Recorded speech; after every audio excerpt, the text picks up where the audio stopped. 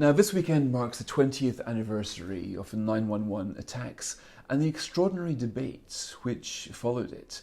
We had in Christopher Hitchens perhaps one of the most articulate and unlikely defenders of George W. Bush's war on terror. His brother Peter Hitchens joins me now. He's written for the magazine this week about the strange intellectual convergence between the far left of the 1960s and the neoconservatives of 20 years ago. Now, Peter, you start your article by saying that both you and your brother Christopher were very much against the Vietnam War. Which one of you two changed your minds intellectually? I think he did more than I did. I think that I continue to view the Vietnam War as an amazing episode of stupidity in which huge numbers of people died by mistake. A futile, enormous exercise of misdirected power conducted by people who refused to believe that sheer brute force could not overcome the force of an idea. And I think that the failure of the modern Western governments to learn or even remember that lesson has been very obvious in recent years, particularly over Iraq, but in lots of other places too. It continues to be obvious. There's constant cruising for a bruising, which so many Western powers do, particularly ourselves in the United States, endlessly looking for new enemies, whether it be Libya or in Syria or in Afghanistan, rather than accepting that there are limits to power. I think this comes out of a utopianism. Right, but you've made this argument consistently, but when you look back 20 years ago about the arguments for, basically about what is the purpose of Western power? If the West have got these military, then ought it to use the military to put an end to what your brother Christopher referred to Iraq as a regime which is a prison above ground and a mass grave underneath. He was very much in favour of the Kurds. He basically thought that if the West could use its liberal force to nudge countries towards a more liberal outcome, that would be a huge moral good. Now, that didn't work out that way, but the argument was pretty coherent, wouldn't you say, at the time? I mean, you might say, well, I didn't think practically the military could do this. But if you did think practically the military could depose a bad regime and usher in a democracy, then it would make sense, if you were a liberal, to pursue liberal interventionism. Yes, but I don't think anybody who'd been alive and active during the Vietnam period could conceivably think that without closing a large part of their mind and their experience and simply ceasing to understand what we had understood then. The thing that happened to the left was that many of them were homeless because they'd become disenchanted with the Soviet Union, and by 1968 any kind of loyalty towards the Soviet Union was pretty rare on the left. But on the other hand, there was a very considerable mistrust of and dislike of the United States, of its military power, of its intelligence agencies and its influence around the world anyway among the left. And the very curious thing is how people who had that mistrust in the 1960s were, by the early parts of this century, actually siding with the United States and viewing it as the new idealistic power, the new hope of utopia, the new place from which hope of change for the better around the world might come. And that's the thing, you use the word nudge. Here's the problem, it wasn't a nudge, was it? It was an enormous and extremely ultra-violent use of gigantic power, which didn't achieve, and in my view predictably didn't achieve, what it was supposed to achieve. But there was a transferred utopianism, which then caused a complete loss of proportion among people who ought to have known better. And it's fascinating to look at the course of my late brother's life in this, and there's a reason why I could speak with some authority about this, because I argued with him in public and in private about this, and I sensed that something really extraordinary had happened when he decided that he was going to take the side of the United States, seek US citizenship and become a partisan of war. After the great massacres in Manhattan in 2001, September the 11th, but he did, and it caused me to think a great deal. And this is my conclusion. I find that the left has found a new source of utopian hope, and that was it. And he was early in that understanding. The right. dimmer, so you see it as basically bringing the utopianism of the earlier Trotskyites. This idea of the perfectibility of society, and seeing that through the prism of liberal interventionism. Well, yes, quite. Because Trotsky, remember, was an inspiring figure to us on the left when we were still Trotskyists. Here he was, not associated with Stalin and therefore with the Gulag, not associated with the Nazi-Soviet pact, not associated with the invasions of Central European countries to keep them in line. Supposedly still a representative of the ideal, pure cause which we supported, along with Rosa Luxemburg, another untainted figure of the left. And we were searching for something of that kind. My search for it ended in a decision to believe that no such force existed, no such hope could be pursued, that it would always end in blood. But other people still wanted to have a utopian vision, and this provided it. The idea that you could actually extirpate horrible regimes on the other side of the world simply by the use of force was gripping and enthralling. You asked what the power of great countries is for, and my view is just largely to defend themselves against attack and to deter evil people from attacking them, rather than going out and searching for causes to pursue. Right, but what about things like the Kosovo, Sierra Leone, Tony Blair's other conflicts? They were examples that where Western intervention did tilt things for the better, surely. Kosovo was a fascinating practice run, which I found instinctively repellent and thought wrong. And I remember discovering for the first time what it was like to be unpopular with readers who had previously been in accord with me, because I just thought that there was something really quite seriously wrong about intervening in other countries to tell them how to run themselves. And I still do.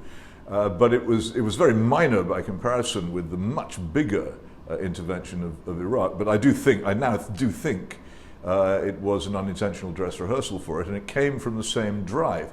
It came from the same Blairite belief that you could remake the world with the use of military force. Now, by the time that your brother passed away, had he changed his mind on this? Did you keep talking to him about it? Because it was fairly clear that Iraq had not gone the way people wanted it to. If you look at the humiliation in Basra, the triumph of the Mahdi army, the insurgents, it was harder to argue, even within 3 or 4 years of the invasion, that Iraq was going in that direction. So was there any indication, did the two of you get closer in your analysis of what? I think if you went through everything he said and wrote, I think he made some admissions of misjudgment. I think in general he still thought the enterprise had been a good one. I mean, he'd moved on very much then to concentrating far more on attacking God than attacking Saddam Hussein. But I don't think that he ever really concluded that his support for the war had in itself been a mistake. Right. And you say in your article that you think it's the far left's dislike of organised religion that also transported itself into an attack on Islam, and it certainly is Islamic rule, Islamists, jihadis. And it was, I guess, I'm trying to work out if you're saying that you believe that parts of the neoconservative movement, part of the war on terror, was driven simply by a dislike or suspicion of religion and theocratic regimes. Well, I think that there's obviously a very great dislike of militant Islam or Islamism, or however you want to describe it, to avoid confusing it with Islam as such, in large parts of Western society, and it has many different origins. But I think a lot of American neoconservatives are very hostile to Islamism. And I think the fascinating thing for persons on the left who had previously been separated by a great gulf from neoconservatives and conservatives of any kind, found a point of alliance in that they could full-throatedly attack this particular form of religion, atheistic religion which they disliked, and still find themselves on the same side as conservatives. So it was a very useful bridge, I think, over which certain people could walk so that they could embrace people who they would not previously have had much to do with. I don't think that my late brother would ever have thought much before September the 11th that he'd spend much time with people such as Paul Wolfowitz. But he ended up doing that. And I think the fury against militant Islam made that rather unlikely embrace easier. So I think it was important from that point of view, but I think you'll find that left-wing people had always disliked Islam, but they also disliked Christianity. If they emphasized the dislike of Islam, they could make and keep new allies. And you also argue in your piece that they not that they liked violence, but they were more at peace with the notion of mass violence to achieve aims, hence communism. And you say they basically, in a way, the violent aspect of the war on terrorism was part of the attraction for this certain cohort of idealists. Well, utopianism is, in fact, by its nature, violent. It foresees the overthrow of the things which it hates and wishes to sweep from the surface of the earth. And still, a quick reading of the original 1848 Communist Manifesto shows a considerable desire to overthrow the existing order, and that has to involve an acceptance of violence. Of course, the people involved did not personally wish to go around killing and bombing other people, but an acceptance, a willingness to support and endorse certain types of violence, in this case state violence, visited on foreign countries by the governments of the United States and Britain. Right.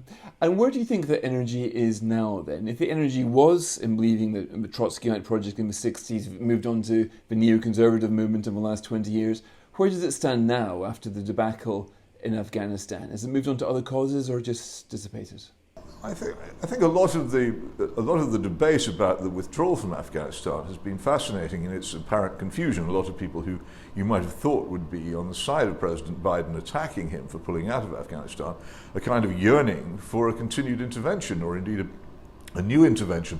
A lot of fuss being made at the moment about events in the Panjshir Valley, as if there might be a resistance in Afghanistan, which perhaps we might support in future. I don't think they've abandoned this idea that we can intervene violently for the good of the world. In fact, as far as I can tell, that idea still has some mileage in it in Syria, where the West and its Gulf allies still haven't completely given up their attempts to overthrow the Assad regime. And I have to say, I live in considerable fear that we will find some point at which we will pick a quarrel with Iran, which might well lead to violence, and even with Russia. So no, I don't think it's gone away at all. I think it's seeking a new direction. But I think that the direction supposedly provided by September the 11th turned out to be the wrong one. And I think it's fascinating to see that that President Biden himself is now talking about opening up various closed documents. But what always struck me about September the 11th was how many of the hijackers had come from Saudi Arabia. And what about your own brand of politics? Because you say now that basically countries ought not to interfere with other countries, but doesn't this fairly quickly become isolationism? And when great powers choose not to help police the rest of the world, then you certainly turn a blind eye to troublemakers, and as Rumsfeld said, weakness can be more provocative than strength. So at the moment, with America turning in on itself, I guess you are advocating, presumably, that Britain keeps to a minimum all sorts of foreign policy adventures. Doesn't that risk destabilising the country and encouraging the forces, the illiberal forces, which surely somebody, if you're a classic liberal, if you're a conservative, if you basically believe in freedom and democracy, surely you ought to believe that our country has got a role to play in encouraging that democracy in other places and in using and applying our force in areas where it can help. Well, I'd like all good things, including charity, democracy, liberty, and such things, begin at home. I think we have very grave tasks at home in establishing a better form of governance than we have now, and re-establishing the adversarial parliament which we used to have and which we've lost, and rediscovering the rule of law, rebuilding such things as habeas corpus and the presumption of innocence, which we've chucked aside. If you want to go around the world saying certain countries are not very well run, I think it's a very good idea to make sure your own country is well run first. And at the moment we have many domestic concerns. I also add that we simply are not, and should stop behaving as if we were a great power.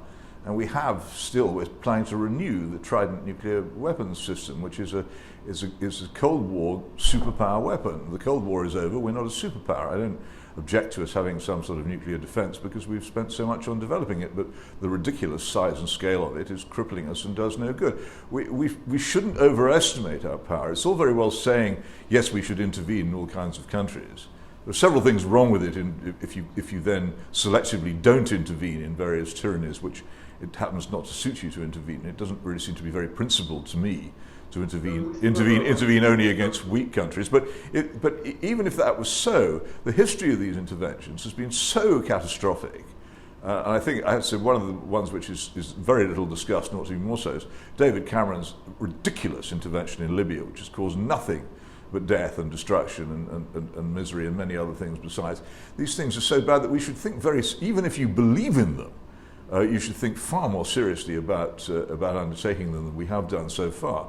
I personally think it's easier to start from the position that it's better not to do them at all, and have to be argued very, very hard into doing it. My own strong predisposition is against it. I can see that other people could sometimes say, well, what about Sierra Leone? But I think Sierra Leone is a very, very rare example of this kind of thing, and certainly couldn't be elevated into a principle.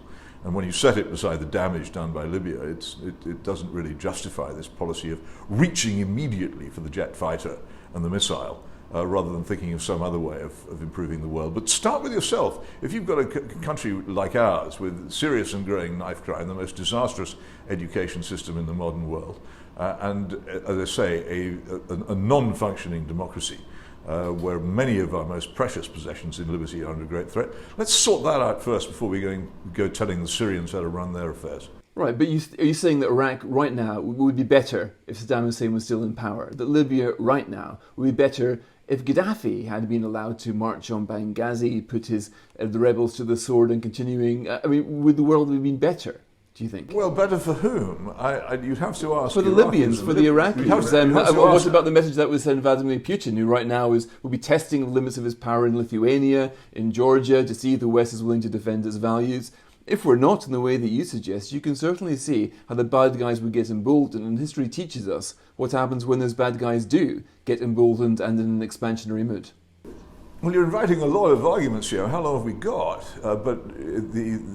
I think that our attitude towards Russia is frankly ridiculous and unfactual. This is a country which has withdrawn from hundreds of thousands of square miles of territory without a fight, and we treat it as an aggressor in a ridiculous fashion. But as I said, that's another longer argument. Are people better off or worse off? I have to say, when I visited Baghdad not long after the invasion, people were in many material ways worse off, and there were other things which we claim to value, such as the treatment of women, which had gone substantially backwards. It's a very hard sum to work out. I think you'd be pretty hard put to find anybody in Libya who thought that the current fiery, blood-stained cauldron which that country has been reduced to is an improvement on what went before. But what you mustn't do is try to confuse my saying that we've made bad mistakes and done bad things with my saying, oh yes, I love Gaddafi, I'm an apologist for Saddam Hussein. I don't think the argument should be crammed into that extremely narrow and crude oversimplification. I have no more liking for Saddam Hussein than you do or anybody else does. That's not the point. The point is, did we do good or did we do harm? Both to the people there and to ourselves. I think it's pretty clear that we did harm.